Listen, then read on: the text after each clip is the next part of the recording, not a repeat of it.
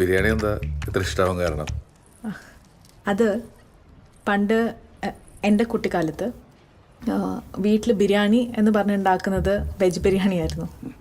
ഇവിടെ വന്ന് ഈ ബിരിയാണി കഴിച്ചപ്പോഴാണ് മനസ്സിലായേ അത് പുലാവ്, ഇതാണ് ബിരിയാണി എന്ന്. പിന്നെ അത് കഴിച്ച് കഴിഞ്ഞിട്ട് കിട്ടുന്ന ഒരു നീന്തുണ്ട്, അത് നീന്തോ? ഉറക്കം.